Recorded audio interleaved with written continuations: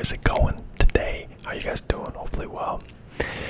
You can see by the title, this is going to be basic finance, intro to finance, finance 101, like you can see on the slide today. Super simple, kind of a broad video. Well, it should be super simple if I can explain it right? That's my, hopefully I do that well. We're just going to be going over a lot of core concepts of the financial world and just the world of money in general. So this is very, very important information. Now, let's get into it. Slide number 1. Well, I guess technically 2. Why does financial literacy matter? May be pretty self-explanatory, but not a lot of people grow up with it. Let's just say in their family lives or even learn it at school, because I know a lot of schools don't actually teach it very well or at all for that matter. Or like me, you didn't really pay attention in middle school or high school, which is not good. So that's why I'm making this video, for those of you who may not know and want to learn more, kind of as a broad spectrum, but then you can look into it deeper with my other videos or other people's videos. There's a lot of other people who are a whole lot smarter than me that make content about it. Money obviously affects everything in your life. Whether we like to admit it or not, money makes the world go round. Is what it is. Deal with it and earn more and know how to use it and use it to your advantage, right? And not get taken advantage of. Most people are never taught. I said that. Understanding the rules puts you ahead of most people, because most people don't know. Some of these tips you learn today or in my other videos can put you ahead so much more than you would expect. It's the little things, guys. It's the little things. Why did we go backwards? It's the little things. Little things matter. You know what I'm saying? Okay, lock in. Right? Taxes. Oh, we start off with a gross word. Death taxes are the only guaranteed things. The cost of admission. Yeah. So income tax. Every dollar you make, Uncle Sam's taking a little bit. Every time. They're taking it. They're taking your hard-earned money, which is fine because you got to pay for roads, construction, public services. I get it, right? Sales tax. Some states have different rules for sales tax on different things, food, clothes, big ticket items. So it depends on the state you're in. But let's say you go buy a car, you're gonna get hammered with sales tax. It's just how they make money, man. The government. Capital gains tax. Now there's a couple of different capital gains. Let's say you buy a stock, right? You buy a stock and you buy it at $100. The stock goes to $200. Whoa, and you sell it and you make profit. That would be capital gains tax. And then there's long-term capital gains tax, short-term capital gains tax. Usually long-term is less of a burden on you because you held it for longer, but that's a little bit more complicated stuff. But capital gains tax, so a gain on something you have when you sell it and you make money on it. Get ready to pay, man. The strategy matters more than income alone, so there's a lot of tax advantages you can take advantage of. IRS, tune out to this part. Hypothetically, there are ways around not paying taxes as a whole, but let's just say using it to your advantage. I don't want to get too in-depth about that. Can't get confusing, but trust, if you're interested, you run your own business, you do your own thing. I mean, when you're a W-2 employee, it's a little bit harder to make some of those things. You really just get slammed. But if you're a business owner, you have your own side income.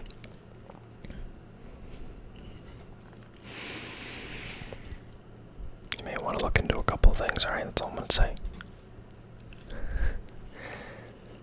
The banking world, the banks. What are banks? What do banks do? So pretty much banks take your money and give you terrible interest rates on it back. Okay. Banks do not store your money in a vault, believe it or not. I worked at a bank. They store a certain amount of money in the vault. Not even close to the amount of money the bank has under management. So assets under management, the total amount the bank has, is not even close to what's in the vault. So it's not like those movies where they go rob a bank vault and they get so much money. I mean, I'm sure there's some banks in the world where they have a lot more. But your average bank, it's not, okay, it's a lot, but it's not that much. So So how do banks work? How do they make money? So let's say you deposit $1,000 into the bank. The bank's going to take that $1,000 and give it and loan it out to somebody else for an interest rate much higher than they'll pay you. So they pretty much just sham you, but it's besides the point. They're going to take your money, loan it out, make money off that money they loaned, and that just keeps going and going and going and going, and that person pays the interest on that loan. That's how the bank makes money. Duh. Not duh. I shouldn't say that. Not everybody knows that. My bad.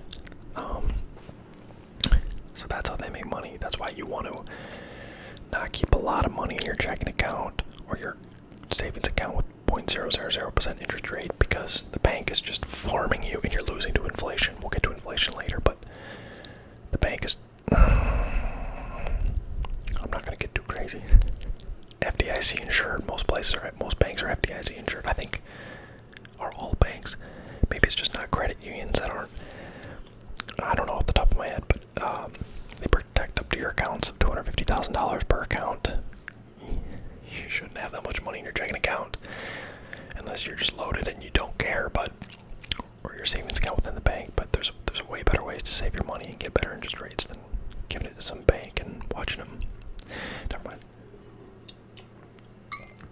I get too riled up thinking about who owns the banks. Anyway, interest, the double-edged sword. Now interest can be your best friend, or interest can absolutely slam you down, right? So it grows literally.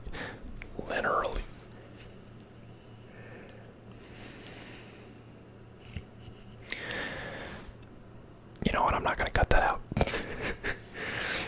It's used in basic loans, right? So you go buy a car, you have an interest rate on your car loan of 5%. You get a mortgage, interest rate on your mortgage, interest rates on personal loans, student loans, right? And they can work for you or against you. So compound interest can work for you in a beautiful, beautiful way. It's one of the 7 wonders of the world, right? Compound interest when it's on your side. You invest into something like a retirement account, and over time, the compound interest that keeps compounding. You make more and more and more and more money, right? In the long run, that's time value money. We'll talk about that later as well. So, but it can also do the same thing against you, man. So if you have a lot of credit card debt, high interest rates on credit cards, 30%, that's gonna stack and compound and keep going up. Now it's a little bit different, obviously, than a retirement compound interest, but please just pay off your credit cards, man. Exponential growth over time, yes. Just be careful with interest, okay? Be careful. It's how people make money. It's how the institutions, the financial institutions, make money off you. But it is also how you can make money as well. So be careful. Inflation, so this one's a little bit trickier. So I kind of wrote down some things on the side here to make it a little bit easier, if I can find it. Well, it appears that my notes are not. Great work there. Nice one. Hold on, I have the notes somewhere. I can't find my notes, so I'm gonna have to freeball this one. I had it typed out really nice, so it was super easy to understand. Inflation. The silent thief. Now, let's kind of make this a little bit simpler. Purchasing power decreases over time. Your $1 becomes less valuable than it is. So your $1 today is worth less than your $1 in a year, right? Due to inflation. Cash loses value if it is not invested. So that's why I say do not have just stacks and stacks of cash. I'm not saying it's a bad thing to have that necessarily, but you're losing money. On average, 2% of your money is just getting lit on fire due to many, many different things. Supply and demand. Too much money in the markets, not enough money in the market, or in the economy. Too much money, not enough. That kind of thing. A lot of confusing stuff. But no matter what, that inflation is going to around 2%, could be higher. So that's why you want to try to get your money into a savings account or into investments that at least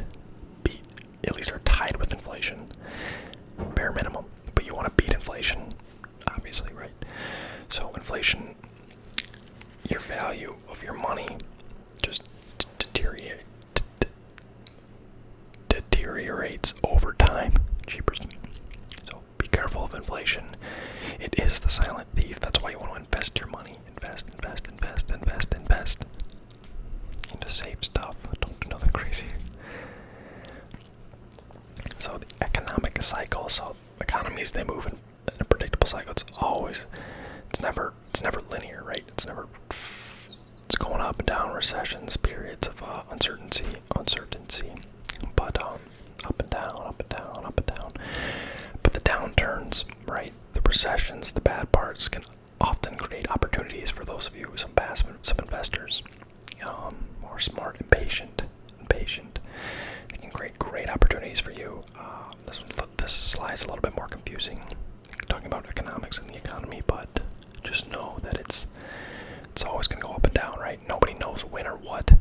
You're not Michael Burry or whatever that guy's name is from The Great Short. This one we've talked about a couple of times on the channel. Credit score. I probably have some of the biggest beef with this one out of all of the slides here, except for a couple things with the banking industry. Credit scores. Your financial reputation is determined by a factor of, I think it's, there's probably a good reason for it. I haven't looked into it. Face value, I think it's dumb. How some of it works. You pay off a balance, you get hit. Your credit goes down for paying off a student loan. Your credit goes down. I think that's one of the dumbest things. Oh, don't even get me started. It eventually goes back up, right? But initially, you get hit. You get hit instead of being rewarded for paying off debt. That just shows they want you to be in debt, man. They want these rats. I keep going off on tangents. Payment history and utilization matter the most, so make your payments, pay on time, pay your balances, pay your statement balances off. Don't do minimum payments. Unless you have to, then at least do the minimum, but try to pay it off. Your credit utilization, you don't want to max out all your credit cards. That looks really bad for credit. Good credit lowers the cost of borrowing. Like we mentioned earlier, interest rates are going to be lower if you have that good credit. So you're going to get a better interest rate from the bank. If you have a better credit score, right? That's just how it works. So keep an eye on your credit. It is important, sadly, but keep an eye on it, okay? Investing. This is my favorite. My favorite slide. I love this. Making money work for you, man. Make your money work for you. So there's multiple different ways to invest, right? You can invest into, there's more ways than this. You can invest into Pokemon, for goodness sakes, these days. that market's pretty good. Stocks. Everybody know, okay, I'm not gonna say that. People know about stocks. You've heard the word before. You own a little bit of that company. If you buy stock, you're a partial owner of the company, technically. You can buy so many different shares of stock.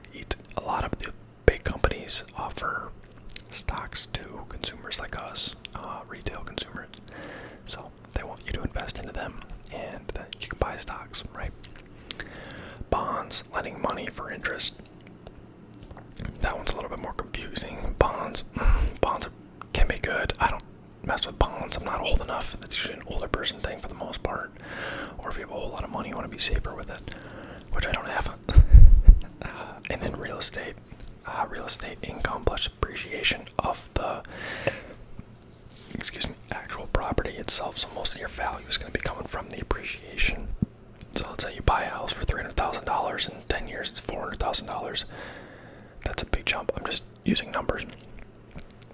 You appreciated $100,000, so you get that. So that plus the equity in the house, you can take out another loan against that, and there's a whole bunch of different things you can do. But real estate's definitely not as easy as it looks, obviously, or else everybody would do it, because there's going to be repairs, bad tenants, so many different things that can go wrong. So the grass is not always green, but it can be. Definitely can be. Real estate's very, a lot of people with a lot of money are in real estate, so do it wisely. Investing is how you beat inflation. I mentioned inflation earlier. I don't want to say you have to invest, but you should please look into investing smartly. Do research, do market research. Please don't let your money get lit on fire by inflation. I'm begging you. Investing is how you beat inflation. You don't even have to do anything crazy. You can just at least be on par with inflation, right? With high interest savings accounts and stuff like that. The greatest asset of honestly anything in life, time. That matters the most. It's the most important thing. Time. You only have so much time here, so it is the most important asset. Starting early beats starting big. 18 years old, you can open your first brokerage account, retirement account, whatsoever, or along those lines, anything. What else can you do? At 18, you can do pretty much everything. So, starting early beats starting big. Early doesn't have to be a lot of money. If you're 18, you don't got a lot of money. A little bit goes a long way. Time value, I talked about earlier. Consistency compounds. A little bit each month, a little bit, and that compound interest, boom, over years and decades. Trust me, I guess I'm only 25. Research and market research shows that if you start early, oh my goodness, you're gonna be off to a great start to life, man. Towards even you're not even that late of years, because if you start at 18, man, I wish I would have. I started at 23, so 22, 23. I'm 25 now, so I was a little bit behind the curve. Get ahead of me, beat me, have more money than me. I want you to, please. Time is the one resource you cannot replace. I kind of mentioned that earlier. You don't get time back. Never. So I appreciate you taking time out of your day to watch this video. It means a lot. Your most valuable asset, time, and you're using it to watch my video. Thank you. It means a lot, actually. Time, value, money. Money invested today is going to be worth more than money invested in a week, right? Because inflation, that value of the dollar goes down every day due to inflation. So money today is worth more than money in the future. Time, value, money. Kind of mentioned it earlier. Final thoughts. Financial literacy is a lifelong skill. It doesn't have to be hard. It doesn't have to be complicated. But if you do a little bit of research, you read a little bit, you Google stuff, search, it doesn't take very long to kind of figure out the basics, right? And if you want to get it more in depth, there's so many YouTube videos, way smarter people than me, way more educated people than me, way better content. Please look into that. I learned a lot off YouTube, a lot of different YouTubers and streamers and stuff. So, guys, it's out there. You can do it. Your future self will thank you. Thank you guys so much for watching. I hope you enjoyed. Let me know what you think down below. Drop a like, subscribe, comment.